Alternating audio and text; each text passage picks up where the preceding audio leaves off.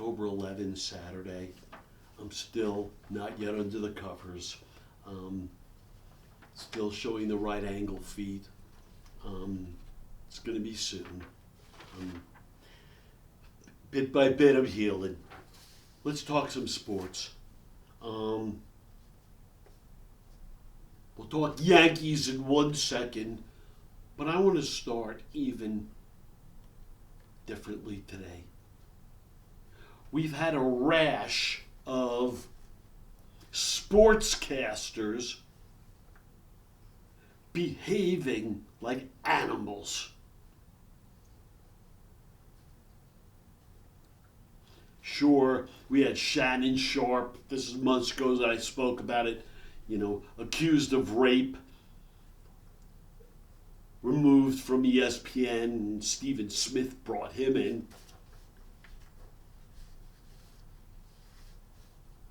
Mark Sanchez, former quarterback now, a sports commentator, just arrested. He was stabbed because he attacked a man. It's all on camera. He might be put away for 6 years. Former ESPN analyst, reporter, Ryan Russillo. He does podcasts now. I remember the name. He used to be on the radio, but was found drunk and naked in some condo bed in, I think it was Colorado or Montana. Not his home. Ryan Clark has been an egomaniac and out of control, and he's basically a good guy, except he's gotten too full of himself. Stephen A. Smith, I didn't speak about it yet. You lost Molly Kerem. She's had your back for a decade. And you just unceremoniously said, oh, she's leaving ESPN. You didn't have her back. But for her, you would be nothing. That's my opinion. I have a hard time listening to you. And when I see you alongside someone who's buttoned down, really sharp and classy, like Malika Andrews on the NBA show, you're a borderline putz. Being louder and angrier, and that might be your shtick, but it'll never be mine. I know you're going to run for office. You don't know what you don't know. So you too, you've run amok. We'll see what happens with this show now. Molly was a huge part of it. Good for her. Oh, former NBA star Paul Pierce was just arrested. He fell asleep in his car. Now, suspicion of DUI. Now, he came out and said, oh, I'm getting older, I was just tired. And it certainly looks like he didn't ram or kill anyone. But we know Paul Pierce has come on, social media to show him partying with hookers and others. So, if it quacks like a duck. LeBron James has sciatica, right? And he's now going to be held out for 4 or 5 weeks. And he always, right? I always do the right thing and play the game right. And okay. Well, guess what? Optically, this looks terrible. I heard Brian Windhorst come to your defense. Brian Windhorst, I love you. You are tremendous. But you look like the Penguin, and I don't suspect you've ever played golf or really heavy-duty exercised, because for those of us who play golf, guess what? Golf is a strain. Swinging the sickle is work. It's hard. So if LeBron James really had sciatica and played golf, which is all summer, well, that's a mistake. And he swings the club this way, so it only affects sciatica on this side. Oh, come on. Brian, Windy, stop. It doesn't help. It can only harm. Not only that, but, the whole China let's make money tour.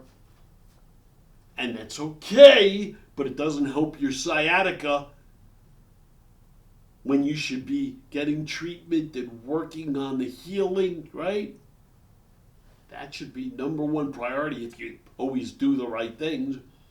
But we know this is Luka's team, and LeBron has not said and done all the right things, and he continues to not say and do all the right things. I suspect he's going to try to orchestrate a trade, and good for the Lakers, because they are no longer held hostage. They are only saying and doing the right things. And if and when LeBron comes in with the trade he wants, and he's willing to waive his no trade clause, well, the Lakers maybe would be thrilled. Get all kinds of good stuff, replenish the cupboard a little bit, and really be freed. But absent that, they've been saying and doing all the right things, and I myself am interested. I've always been a LeBron fan. Until recently, the diva stuff is just, it's been beyond the level of play. And so I'm really interested to see whether he can play without being the ball-dominant diva. Can you move without the ball? Can you really defend? Don't know. Yankees, let's do it. They lost. And what do you really expect? I mean, when you go along and they were weak at first base. They were weak at third base. They were really weak when it really comes down to it at shortstop. Jazz gave them a lot at second, but when it came down to it, he failed. Didn't hit, didn't make that critical play, fielding play. They went with retreads and rentals instead of building with their farm system. Ultimately, despite all the the shuffling and crazy 3 relievers in one day, their bullpen stunk. But for the emergence of Littler, they would have really stunk. But he really showed up. Aaron Judge played somewhat better. He did. Somewhat better. Not much in the Boston series, but somewhat better in the Detroit series. In the Toronto series. However, the best player on the field by a huge amount was Vladimir Guerrero, not Aaron Judge. And we're going to get to see Cal Raleigh, the big dumper, because Seattle outlasted Detroit. It was crazy, right? It was a 15-inning game. Good for them. Looking forward to it. WNBA, good for you Aces, good for you Asia. You really some stunning stuff. And I have a comment. I've made this comment before. If a person is out of bounds and you throw the ball off of that person, the person is out of bounds. All of the referees, oh, it hit them. It's your ball. No, it's not your ball. You threw it off someone who is out of bounds, so your action, whether it's a blocked shot or a pass, you threw it out of bounds because the person you hit is out of bounds.